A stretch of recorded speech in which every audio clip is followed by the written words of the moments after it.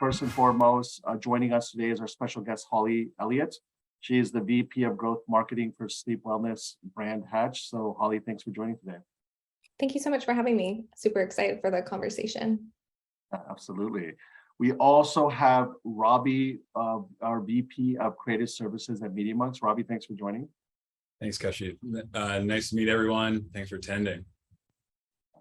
And last and definitely not least, Jackie Andrietta, Associate Director of E-commerce on Amazon and Amazon Advertising Media Monks. Jackie, thanks for joining. Kashi. Hi, everyone. So just getting into what we want to cover today in today's webinar is we will talk about Hatch specifically, start off with what were some of the brand challenges Holly and Hatch faced when we started, really started communicating with them and really understanding what is it that they're trying to accomplish, what's the creatives that performed, what were tracking trends that were really important to gauge just the markets changing and shifting during times of pandemic and post-pandemic. We'll meet the people where they are. We'll talk about why advertising on Amazon is important. And then we'll finish off with best practices for innovative testing. Of course, please feel free to send any questions. We will look at questions at the end. We'll try to incorporate some of those questions if it makes sense during the respective sections, but we're excited to definitely answer questions today as well too. Going on to the next slide here. So really here, I'd love for Holly, if you could share a bit of the background on some of the goals for Hatch when you initially were looking to join forces with Media Monks. Just a little background on what you were looking for would be great. Definitely. So I joined Hatch about a year ago, and it was right before Q4. So any brand people can probably relate. That's a pretty hard time to start. A lot of fundamental pieces needed to get put into place to build a growth marketing org. And so, had an incredible Q4. We really just did such a great job. But what I was seeing, a real opportunity is all of our channels are being optimized very much in silos. And as a very brand-centric business, everything from a creative perspective was being done in a campaign basis, opposed it to like an evergreen performance-focused function. So those were top of mind for me. I had the benefit of working with Media Monks in the past, so I knew exactly who I wanted to work with, didn't even RFP it, just went straight for you guys. And so we kicked off our relationship in January, which was such a great time to start. And now we're kind of heading into Q4 with all the great learnings that we've had. Of course, coming in, we had the typical KPIs. We wanted to scale our purchases. We wanted to get more efficient with our CPA. And then we also wanted to broaden our reach. Hatch has two distinct products. We have a product for babies and kids where we're appealing to parents. And then we also have an adult product that is newer, doesn't have as much word of mouth. And so that was a really big focus as well, where we were also trying to figure out who is our audience. So on one, we knew who our audience was, but we hadn't been spending a ton in prospecting. And then for the other product, it was kind of like a wide open canvas of who is our target in media. So those were the big questions we had starting out.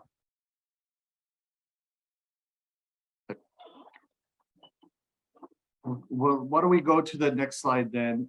Robbie, thanks for leading us through this deck again. So really, when we talk about what Holly, you just spoke to, Hatch has always had a strong branding and creative consistency. So Robbie, bringing you into the conversation, can you take us through the strategic approach by Media Monks and Hatch took together in further developing creative ads that motivate consumer behavior and why these shifts were important? Absolutely. So first and foremost, when it comes to what we call performance creative, my team's job really when partnering with any partner is to act as the extension of their creative team. Not to replace them, not to reinvent the wheel, but really to distill the larger brand ethos for sake of direct response creative that drives into measurable performance. I will say the benefit in working with Hatch, comparable to several other partners, is that the Hatch brand ethos was very evident and was unquestionable, comparable to a lot of the partners we tend to work with. I'd say at our worst, every partner is a joy to partner with. But some I'd say kind of look to us, even though we're tasked with executing performance creative. Inevitably, we sometimes get the ask to develop that brand ethos along the way. In the case with Holly and Hatch, we were really, really lucky in the sense that all the work was already done for us, in the sense that we really had the privilege of adopting the larger ethos in a way that was a bit more distilled for performance. And what I'll say is, I think sometimes that direct response content gets a knock for being a little bit more sterile or a little too on the nose. No one wants to, be inundated with something that look and feels like an ad. We're interrupting people's days as they're scrolling, hundreds of feet of news feed. We're competing with dogs, babies, and engagement photos. And so I think our real task was to make memorable content that, also performed. So obviously we have to hook the audience, we have to engage them. So what we really kind of, took an approach is we always want to be able to prove value and quantify the value of what we do for sake of all the paid efforts. So we think of performance creative as fuel for the media engine, essentially. So Holly and team came to us. They had robust brand guidelines. They had great tone of voice, beautiful aesthetic. That's all inarguable. And our job is really to distill that in the fastest way possible to create direct response assets that, quickly went to market. So the way we actually peeled that banana is we want to take their existing assets first to start. Why turn on cameras? It's a lighter lift as we, start the working relationship. We're working with their creative team as the extension of their team. So really learning the brand guidelines, learning to speak the language, finding that synergy.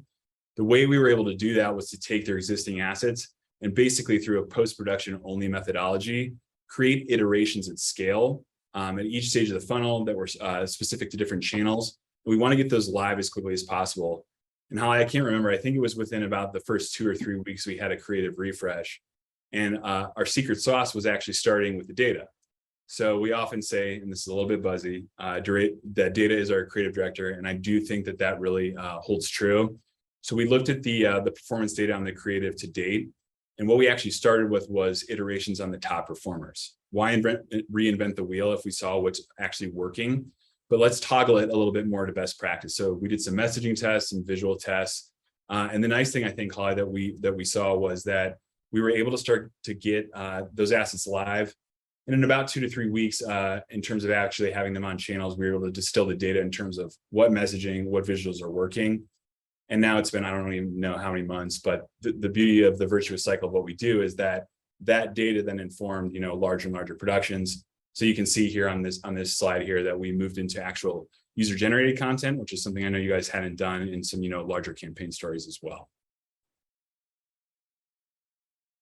Good. Thank you, Robbie. I think going into the next slide here, which is really talking about just the world that we've lived in over the last few years. So we've seen great changes during the pandemic, post-pandemic, and really just we've seen shifts in consumer behavior because of that. So Robbie, if you could go to the next slide here. And a question for you, Holly, how has Hatch approached marketing and advertising during these changing times? If you could speak to that, that would be wonderful. Definitely. I feel like the strategy actually doesn't change in the sense that like you're really there for the customer. So if you're showing up where they're at with the concerns that they have with a real solution that could help them, then you're always going to be on the right track. So luckily for us and our product really focused on wellness, self-care, and really optimizing something that we all do, sleep. We're extremely relevant to everyone. So I think something that really attracted me to Hatch in the very beginning is like it's just a beautiful product that actually improves people's lives. So I feel like this is probably this is like a layup. This was a really easy one for us because it's something that's so relevant. I think also just with life never stops, right? It's 24/7. Life doesn't care about your sleep. And so really showing people that they can make room for rest, that rest is a part of self-care, that this product has an ability to kind of like transport you and kind of carry you away from what's happening in life. So kind of away from the distractions. So instead of laying in your bed scrolling on your phone, right? This is a healthier way to kind of create a routine, meditations, sound machine, night light. I think our biggest challenge creatively is we're actually not like we're like a lot of different things all in one. So how do we explain in like a very small piece of content what we do? And so we did initially in our engagement a lot of testing around, is it the wind down routine? Is it the wake up routine? Like, what is it that really resonates? We definitely found time and time again that people are very quite interested in the sunrise alarm. And then we rely heavily on the PDP to kind of explain like the robust feature set, but we're always looking for different ways to share how broad the product is with our consumers. Robbie, thank you for that, Holly. That makes so much sense. And so Robbie, from your end, anything else to add to that, just in terms of that, just the delicate balance you're looking for when you're launching winning campaigns? Anything else to add? Yeah, I think mine is more from a production point of view. So Yeah. obviously this was a concept that had performed well for Hatch. But through my team's lens, we saw that there's some kind of plussing up to do in terms of best practice for creative for digital for paid performance. So great to see the performance that they had. This was a static carousel. And what we did was we actually kind of we did larger messaging testing. So the way that we think about that is the onset of any partner's relationship is that we would break out a testing framework that's based on one hand on messaging. So we bucket all of Hatch's wonderful product features into different unique selling proposition pillars with value propositions kind of underneath, giving us a roadmap to kind of test things one at a time to see what is sticky with the audience. And then secondarily, it would be the visual test as well. So in the case of what you see here from left to right is the original ad on the left for Meta. On the right, you see the adaptation. What you're seeing here is actually, I believe, an Instagram story. So in our case, we know, because we have to arrest the scroll, get people's attention, we move to actually a video background. The nice thing is in terms of efficiencies at scale is that we were able to do this quickly, utilizing some stock licensure. So, while I dream of the day that we get to go out and shoot the Amalfi Coast, that was not the case in this situation. But the larger story is one of efficiency here, which is once we saw performance here, we kind of integrated the larger best practices of motion, different message testing. We were able then to find efficiencies and then repurpose this for different channels. So I know, Holly, we've been on Meta, on Instagram. We've run certain placements on YouTube. We're on TikTok. And every time I think something that's been really, really valuable is that we're adopting to the best consumptive practices of that channel. So for obviously TikTok, which is ultra snackable, and maybe a little bit lower fidelity, we're not afraid to take risks, and your brand team's been great in terms of playing to the TikTok space in terms of the bubble letters, a little bit more of a, I would call it maybe a kitschier approach to the brand, which you've been really patient with, and then YouTube being more lean back and obviously widescreen. We're able to adapt the creative that we've already done to different channels and be able to have rapid fire placement for sake of driving cross-channel performance for all of our paid efforts. Yeah, I love these ads. This example, I think it really shows like we had an original brand aesthetic with the original ad from our internal team. And then like Robbie said, it was like, okay, let's really think about our best practices here. We need more motion. We need more it needs to be more quickly moving. I also really love how it's harder to tell in here, but there's also some nod to like the app UX of the actual product. So it actually tells a much richer story about our product. And we were able to get there, to Robbie's point, really quickly because we started with something that was already working. And then we're just able to up level it pretty quickly. And this has been a top ad and a top theme for us for a really long time. I also think something that's so important to the success of our relationship, that as an internal growth marketer, kind of feeding that beast and kind of getting an internal team to operate at that cadence is pretty difficult. And so it's a very frequent problem that you have to seek support outside of your organization as well. And there's a lot of players in that space that will get you the performance, but they won't necessarily support the brand and the brand ethos. And so it creates a lot of conflict. And so something that I absolutely love about this solution and our working relationship is it really does feel like an extension of the team.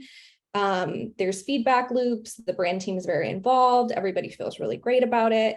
There's definitely conversations that, the growth team, myself and people on my team have to bridge. One for us was like, hey, we're a sleep brand. We like things to move more slowly. And it's like, well, we can't really do that. We have to move a bit more quickly to catch people's eye. So you definitely still have to kind of navigate those conversations, but I've definitely been in other organizations where maybe the partnerships were not as aligned with the brand, and it just, you really didn't, you got there quickly, but it was just like we get there quickly, but it wasn't sustainable. And this has really created just such a joyful, easygoing relationship. Oh, that's great. No, and I have to give, there's a lot of people behind the scenes that you're not seeing today for all those out there. So major credit to the larger team. And I will say the monks do move fast. We move fast. I think that's sometimes our greatest challenge in working with a partner is having a partner get up to speed in terms of how fast we move. But Holly, you've been a joy to work with in that regard, as is the larger creative team. We appreciate the trust you've instilled in us. And a final note on this slide, Kashif, is that what people are seeing today is just, one outcome, but behind the scenes, if we were to pull back the curtain, there are dozens of iterations at each stage of the funnel per channel that are speaking specifically and being tested. So we are testing creative against itself. It is champion versus challenger. So for everything that you're seeing here on this one slide, I'd say there's typically, 3 to 5 different creative placements, different iterations running per ad set. And then it just really is a virtuous cycle of putting things live, being proactive to refresh, knowing that fatigue is rampant, knowing that every moment that we're paused is a moment that we can't be driving performance. But I give props to Holly and the larger Hatch team because they've really risen to the challenge and let us spread our wings in a way that we can best serve. And I think it's really given to it's yielded a tangible outcome. I think that's so key, right? That partnership element that really you're ultimately trying to go to the same goal, but be nimble, be flexible, and really seeing what works and being open-minded to it. I think this, both you and you and Holly have spoken to that, and you could see it works, right? This definitely works in that partnership fashion. I know we're starting to get some questions in the chat. I'd like to look at some of those questions at the end, if that's okay, because we're progressing here pretty well on the deck. I think on the next slide, Robbie, if you can go to that one.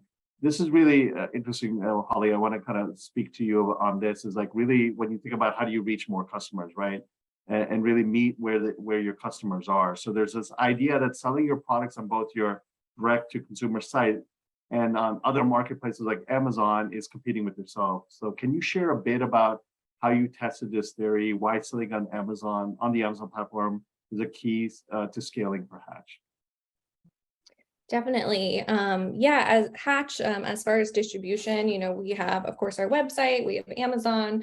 We're also in a ton of different retailers, Walmart, Target, Nordstrom's, Bye Bye Baby, Babylist. So we have a pretty wide distribution. Amazon is big business for us. And so coming on board, I had come from a fashion and beauty background where Amazon was typically known as a bit of a dirty word. So I was very curious coming in to see like, what is this relationship going to be like between the D2C business, the Amazon business? How will they interact with one another?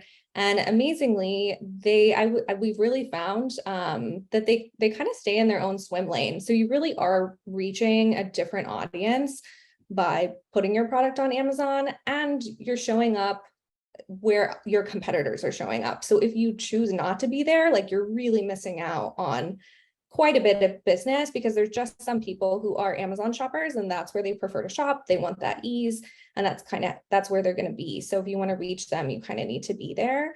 And again, we've been able to grow both our D2C and our Amazon business very extensively over the past year. And so they've really grown together. So I really think like the tide rises all ships in this situation. Well said. I think this leads really well to kind of like continuing then that path of you can win and you can work together with your D2C and Amazon. Going to the next slide here, Jackie, pulling you into the conversation. So obviously, Jackie, you're an advertising expert. Can you share a bit about why it's important to be on the Amazon platform in addition to your D2C website, just to kind of continue what Holly had just started in the last slide? Exactly. Yeah. Holly touched on some great points and why Amazon is an important channel, not only to be on, but to advertise on as well. So a few key call outs I want to point out is that Amazon's the #1 product search platform. It has twice as many product searches begin on Amazon, even more than Google now, which is really important to be there and meet your customers where they are. Like Holly mentioned, it's the #1 destination for shopping. There's over 150 million Prime subscribers now, and your competition is already there, just like Holly said. So over $30 billion was spent in Amazon advertising in 2021, and that number continues to rise year over year. I mean, we just had the second Prime Day, a brand new event on the Amazon side that they keep throwing at us. And so there's more and more competition on the platform that you have to make sure you're keeping up with from the advertising perspective as well.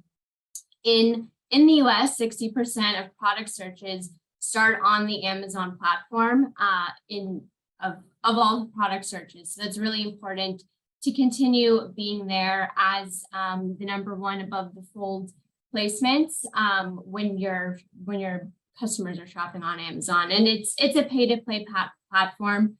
You're driving sales to build out your brand, and you have to invest in advertising to do that as well. As we see, there's more and more advertising investment on the platform, and you really have to advertise to be above the fold these days with all of the organic placements now kind of falling lower within the page as well. Jackie, thanks for that. I think it's that balancing act, and it's always changing, right? Speaking to this entire example of Hatch, and so it's about being creative, being able to look at what's working, being able to adjust to the market, and really just being where your customers are at. So that was spot on. Thank you.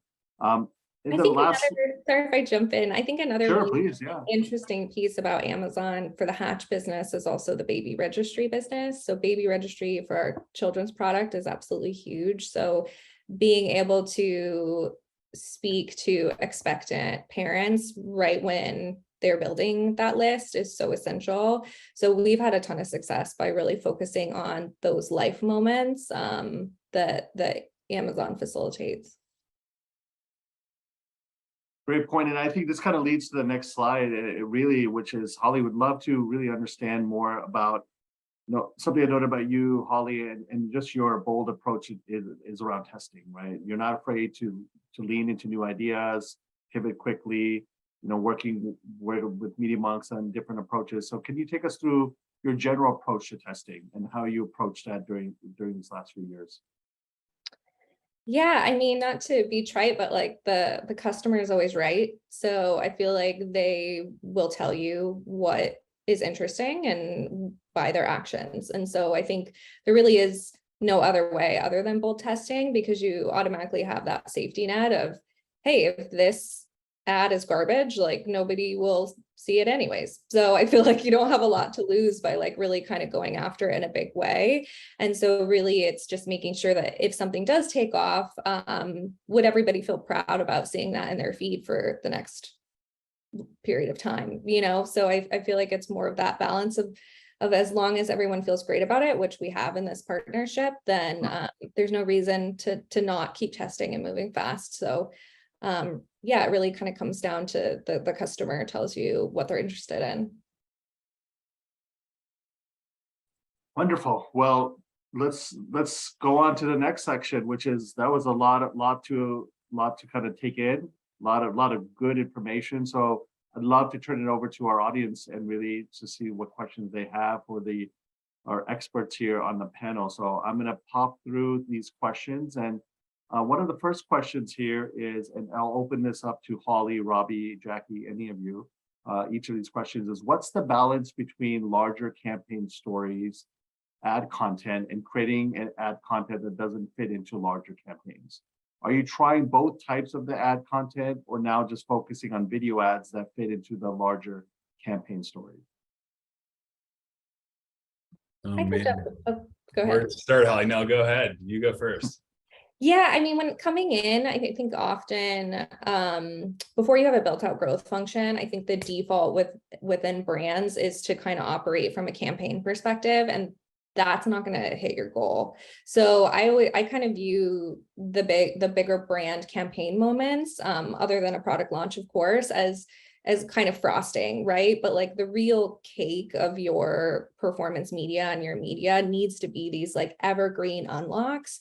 If you find something like we did with this, like transport yourself through this travel imagery, that's kind of the gift that's going to keep on giving and is so much more valuable than maybe unlocking a Mother's Day ad or a back to school ad. All very important moments that you need to play in, but there's just so much value to be had when you find those holistic learnings that allowed you to sell your product year round. Yeah, I won't make a bold statement to say that campaign advertising is dead. That's certainly not the case. I think campaigns lend themselves well to be a pillar that can be distilled across channels. But when it comes to, any creative that we're making for performance, I think it's begin with the audience first in mind. So to Holly's point on seasonal moments, obviously, like for the travel bit, we've seen great success there. That's a different, audience target.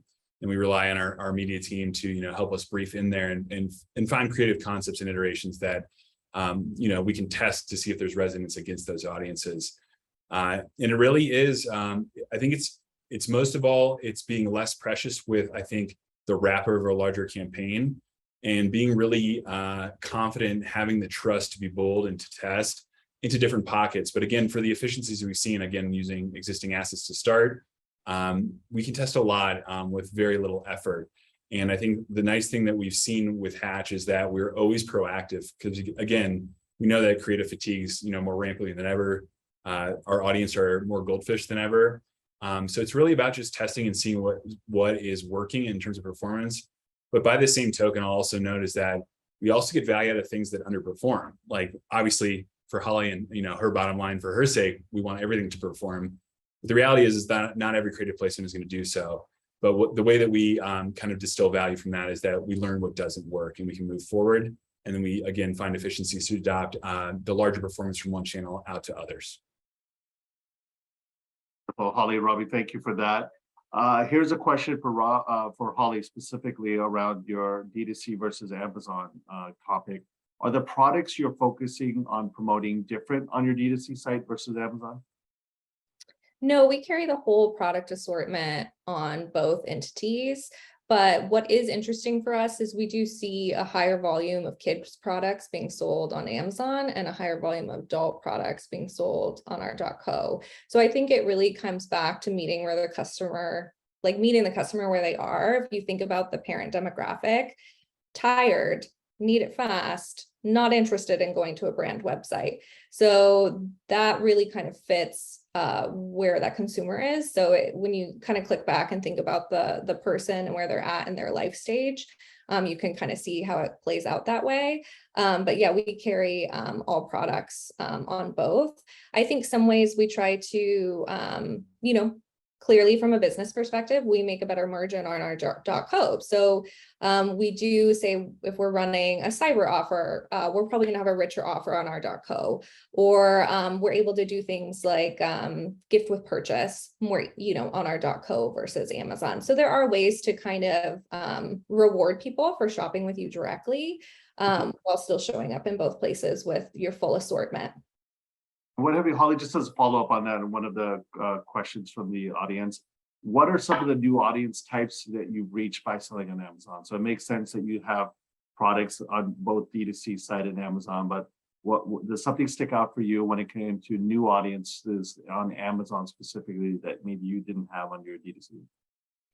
I don't think it's necessarily like new audiences, but just like really broadening the reach. So there's, going back to Jackie's point about just like how massive Amazon is, it's just you're reaching so many people when they're searching exactly for that product. So I would say the demographics are pretty similar. Like we definitely sell a ton of kid product on our .co, both parent demo, both buying for their children, just have different shopping preferences. So I would say it's more of a audience expansion versus a different group. I think a great example of that, right, is baby registry. If someone's building out their baby registry, they're going to do it on Target, Babylist, or Amazon. And so we make sure we show up in all those places. This is a good question. I'm sure that you had to kind of debate internally, or a lot of brands are in this position. A question for you, Holly. What made you decide to work with a performance agency versus keeping it in-house? What did you look for when looking for an agency? For sure. Yeah, I literally can't imagine not working with the Media Monks team. Internally, like there's just always so much other distractions and pressures put on internal creative teams. And so to keep up that speed, it's just so essential. I mean, mentally, I kind of like to view it as like 50% of our ads from Media Monks and 50% from our internal team. When I think about kind of the priorities for each, the internal team is always going to be brand performance, and then the Media Monks team is always going to be performance brand. And you get winners from both groups. And so it really just allows you as a growth leader to have more to work with. And really that's the key to winning, is just having a ton to test, a ton to work with. I absolutely love, and it's so essential, like the speed at which we work with the Media Monks team. And then I would say our creative team, we kind of get more like larger dumps and like more shots in the arm. And so together, it's like I've got my Media Monks safety net, and then I've got other stuff coming in as well. So it works quite well together. Another important thing is with Media Monks, we're able to test new channels really quickly. So YouTube and TikTok were a big focus for us this year. We would have not been able to test those channels if I just had internal resources, because the video editing that you need, the time spent diving into stock footage, obviously TikTok is a totally different creative output. So really to be able to move fast, test new channels, feed the beast, like you really, it was just essential that we complemented our internal team with more support. I think another thing that's so great about this relationship is like it's seamless with the media learnings. So I'm not having to spend time being like, okay, where's the gaps? Like, where are we light? Like, how are we doing over here on TikTok or YouTube or whatever? It's like we have one creative package, and then it's built in with the media team. So it's like the things that are coming to us are naturally filling the gaps where we need them. So it just makes it super seamless. Wonderful, thank you. Question for Jackie. When it comes to selling on Amazon, can you just start doing it, or is there a very robust process? What should brands be aware of when just starting out? Any brand can get started on Amazon, but it is a process that should be really strategically analyzed and planned out.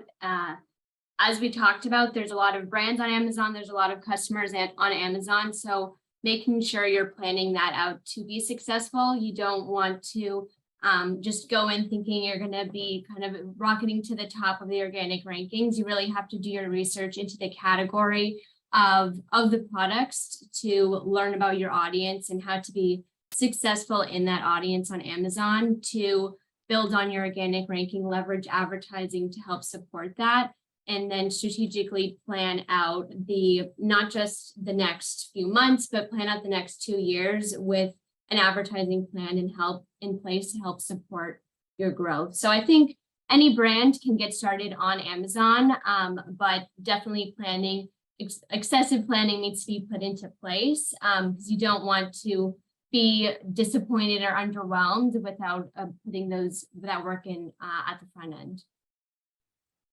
I'd say as an advertiser as well, it's like totally own beast. And so when you're diving into like how the reporting is, like how you do the different ads, what ads work best on Amazon, just like going into TikTok or YouTube, like you have to like really think about what's working within the Amazon landscape.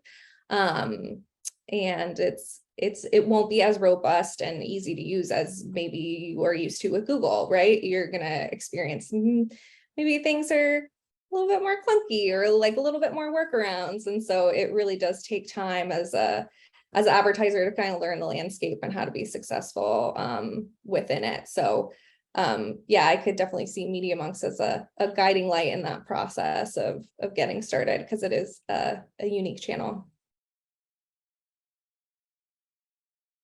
And just to add to both, Holly, what you and Jackie just touched on with Amazon, I think part of it is data. When it comes to Amazon, there's a lot of consumer behavior data. There's a lot of data that you want to really be able to sort through to make decisions on like, who's my competition? How am I ranking? What's the right advertising strategy? How do I get the most bang on my buck, right? And so that's an investment ultimately. And what's your return on that investment on Amazon? And so I think that's where the data piece, data component is very important. And it's not always easy to gather that directly from your accounts. And so really having visibility to data, having visibility of the holistic model of like, I got to look at my content, I got to look at my advertising, what's my forecasting, what's my inventory, all of those pieces come together. So you're right, Holly. It's a unique channel and it's complex, but those are some of the main ingredients just to kind of, as you're thinking about a brand launching on Amazon, those pieces are very important. Great questions. I'm going to keep going. We continue to get some questions here in the chat. Holly, this next one's for you as well too. You talked a bit about UGC content. How does Hatch source that content? Do you have a strategy for ambassadors and influencers at all? We do. Yeah, we have definitely a multi-prong approach. So we will broadly source influencer content by leveraging a platform called Aspire, which allows you to kind of put out briefs and bring in lots of content. We also work with a talent agency which we kind of hire like the bigger hitters from influencers, and we always include advertising rights through their handles. So we do a lot of dark posting advertising where it's like coming from the influencer, but it's our product. And then we've recently expanded, and that has some really efficient CPAs for us. So something that we kicked off with Media Monks was, hey, we really want to get a lot more UGC into our main handle. And we don't necessarily have the time to scroll hours upon hours through our Aspire account. We have very specific needs. And so we were able to expand our partnership and do some UGC photo shoots, and we're leveraging that now in Q4. So really exciting to kind of kick that off. I think that's like a very essential bucket to the creative mix. Yeah, and there's definitely a time and place for the larger heavy hitters. So glad that Holly already had insights and had the program running from our end. And again, the motif here being efficiency. The biggest drivers of production costs for us are going to be talent and location. So at risk of revealing a little bit of the secret sauce, we look to use obviously free locations, but we actually source talent primarily to a brand brief, to the client briefing within the larger network, friends and family. Some of the people you'll see in the Hatch ads are, admittedly Media Monks employees, which is actually, I think, some of our strong suit is that we can work much faster and, comparable to a different influencer. Not all of them are Kardashians, but a lot of them act like it. We're able to, direct them a lot more efficiently. And the way we base all production from a user-generated front is, in my experience at least, influencers are like, you have me for 30 minutes, give me the exact words to say. But I think for us, that takes away from some of the native play in terms of letting people speak in true tone of voice, giving them some creative freedom. So we write what is called a modular script. So multiple intro hooks, multiple different lines to test that we can, revisit and post for different iterations. And then obviously, specific value propositions that we want them to speak to. All in all, net, it's a lower cost production, much faster, and it does obviously drive results. And then we learn from there. I think continuing down the theme of the brand and priorities. So Holly, how do you, and Robbie, feel free to jump in from just working with Holly. But the question here is, how do you handle priorities between what brand wants to see and then performance in general? Yeah, I think something that's so great about media is like the answer is always testing. So if the brand has something they want to test, of course, like we're always going to test it. But we also have to test best practices and performance. So I think it's really, that's always the go-to is like, we will test everything and then having a really solid feedback loop with the internal team of like, really sharing like, this is what's working, like these are the top ads, like bring them along on the journey so they can really see and have all the information that you have. And again, like we'll always test any concept because the more we have to work with, the better. But there is, of course, like there's no doubt about it. You're always having to kind of manage those difficult conversations, and kind of do a lot of explaining. Like, for example, we had one where it's like, hey, we don't love using a script font on this product, but we know script fonts really work. So that would be a situation where it's like, hey, we're going to do both. We'll do like the blocky, and then we'll do the script, and the script wins, and then you kind of go back and you communicate that. So I think at the end of the day, it's also really important to have a very clear decider. I'm so fortunate in the sense that from our founders, like all the way down, like at the end of the day, like the growth team makes the call on like what runs, and we do our job by respecting everyone and bringing everything together. Like we want it to look beautiful just as much as anybody in the internal team. We're also beholden to hitting our numbers. And so we kind of, at the end of the day, get to make that call on what runs and what doesn't. Yeah, I would say that, in all cases, bottom line is if we don't have, brand can often be hypothesis or hypotheses based.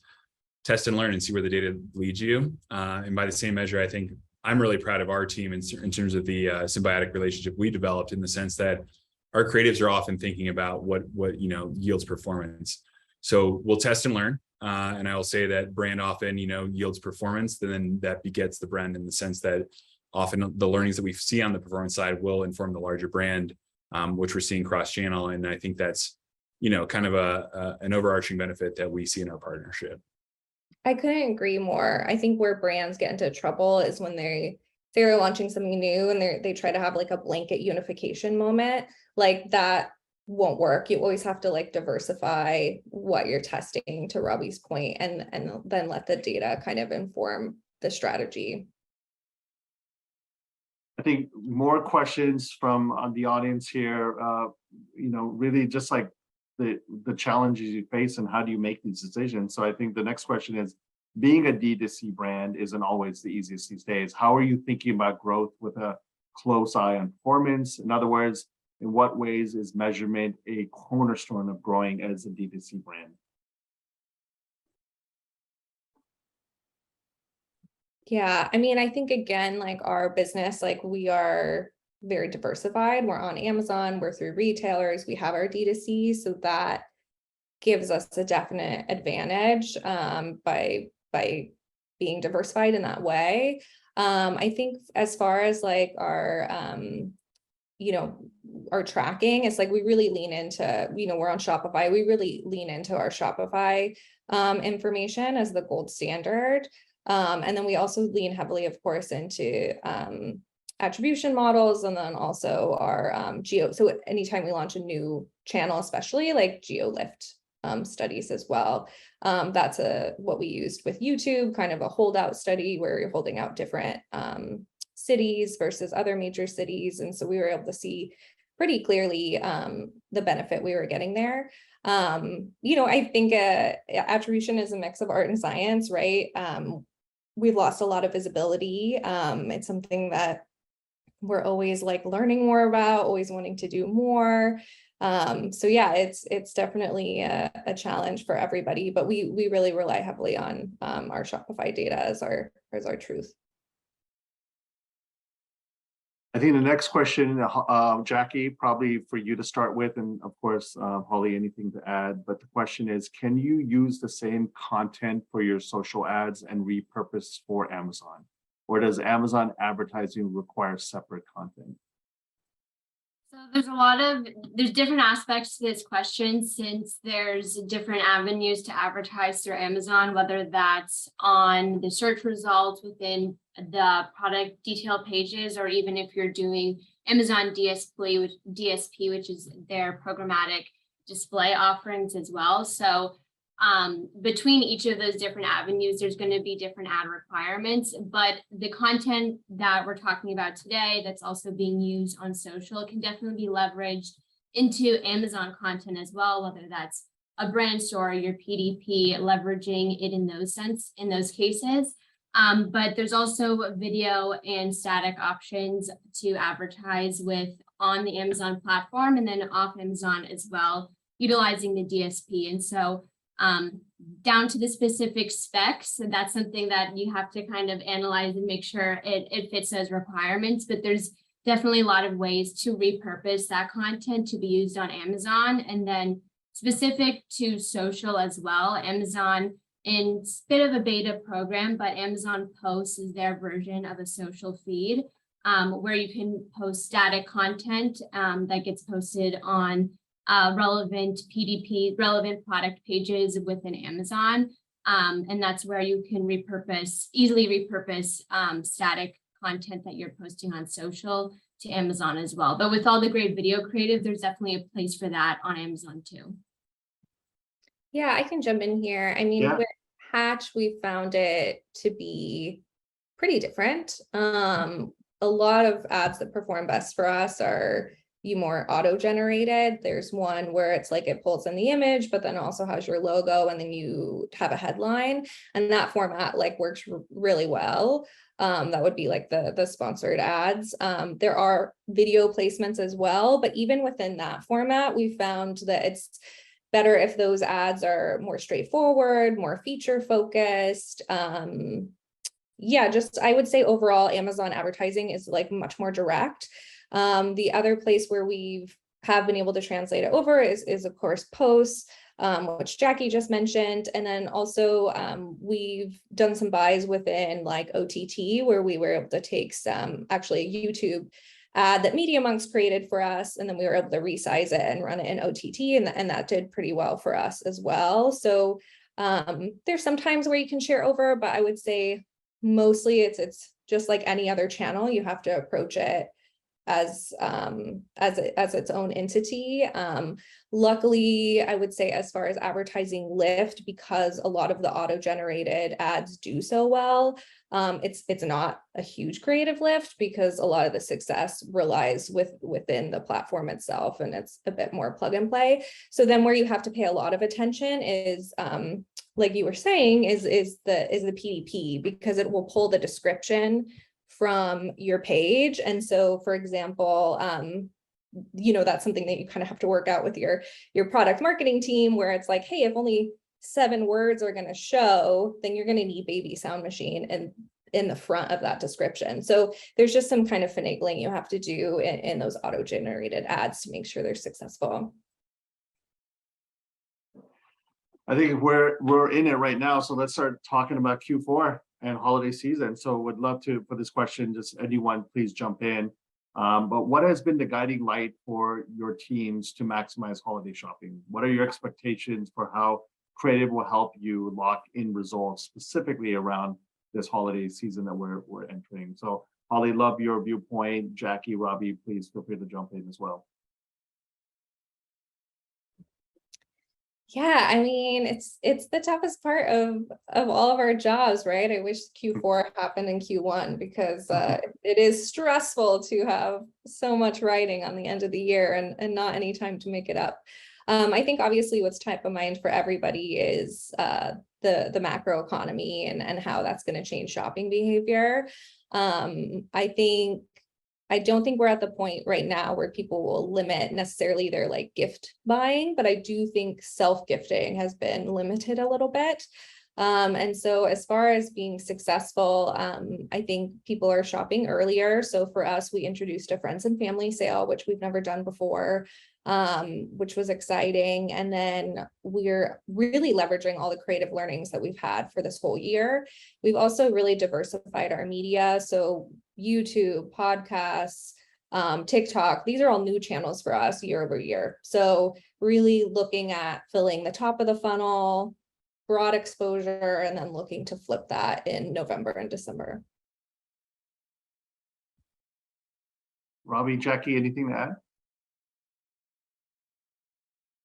Okay, go ahead, Jackie. Yeah, so I'm just gonna jump in and say for Q4, I think like Holly mentioned, I think holiday shopping tends to happen earlier and earlier. Kind of touched on it earlier today, was that the Prime Day event just happened. I think that's another way, especially on Amazon, and kind of guiding people to start that shopping earlier. And so as being the advertising person on the call, I think it's never too late to start ramping up for that, to prepare as competition increases going into Q4, to make sure you're keeping on track and not just ramping up a week before the big Black Friday, Cyber Monday week.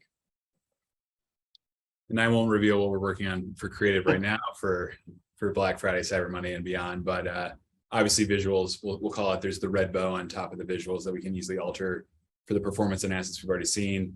But to Holly's point on, meeting people where they are, understanding the larger macro trends of what's happening in the world is really the flexibility in our partnership to take their brand value propositions, their unique selling propositions, and adapt a tone of voice that speaks to the consumer as they are. And I think that's something we're really focused on. And again, I can't beat the drum enough, and it's probably getting annoying, but we'll test and learn and see what works and then adapt from there. No, makes sense. I was hoping you might drop a little bit of nugget, something that is a surprise, but fair enough. So Holly, obviously you've talked about, and Robbie as well, like what you've done to launch creative, and especially in the engagement and seeing what's that been during pandemic, post-pandemic. So the next question is, where do you see the future path for performance creative going, into 2023 and beyond? Ooh. We have an hour. I'm just kidding. Holly, go ahead. I think kicking off this year, and it continues to be top of mind, is media diversification. Making sure that you're not putting all your eggs in one basket, finding new channels, new markets. TikTok's obviously a younger demo for us. We're also doing podcasts. So I feel like it's just making sure that you find new places to reach people. Yeah, and I would add to that, I would call it generally learning-based leverage, in the sense that, again, continue to modify and improve and evolve the creative that we see that's working, obviously reflective of the media strategy. But as a meta strategy would, target wider and wider lookalikes, with different interest layers on top, the creative can follow suit, in the sense that maybe we're speaking specifically on a creative placement to perform to a Chicago market or to a certain demographic, for instance. We can easily alter the messaging and or the visuals, something that's already in market. And then in terms of, I think, obviously Holly mentioned we're expanding into podcasts, obviously channel expansion based on the learnings to more confidently brief in, larger production efforts. You can't argue with data, and we're briefing something and it feels really good to say, the data says this in terms of the messaging. And then, both our team and the larger, partnerships that we work with can't argue that. In terms of efficiency though, I think, the North Star that we always try to drive towards is to have more raw content to fuel media for longer through iterative testing. So the hope would be is, top down is if we do, a hero concept, if it were, say it's, are you a tired parent? Maybe we eventually, right now we're relying on, the existing brand assets. There is, going to be an end to that road. Obviously Holly and her team are going to continue to produce their own assets, but we would produce, a centric kind of quote unquote hero or master concept.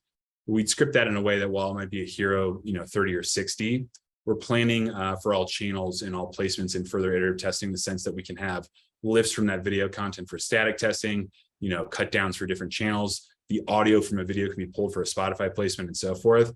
So it really becomes a game of efficiencies at scale, in terms of let's plan creative more judiciously at once for further testing for longer. I love that. And I think goes back to like diversifying your creative output between outside support and internal support. It's like really crucial to have different point of views and to set up your assets in a way that everyone can kind of leverage them. So then you have a universal voice, but you have a different perspective of how those assets are used. And I think that adds to the flexibility that's Robbie's talking about, is how do you show up on these different channels that are so different from one another, and having media tied right in with creative allows us to do that really effortlessly. Well, team, thank you so much. I think this has been amazing. Thanks for the audience for joining today. We've seen some great questions from the audience members. To all of our panelists, thank you so much. Great nuggets of information. We'd love to connect more. If there's any other questions as we end this webinar, please feel free to submit your information at MediaMonks.com, and we'll definitely be in touch. And once again, Holly, thank you so much for joining. Robbie, Jackie, all of the folks in the audience. Really appreciate your time, and everyone have a great rest of your day.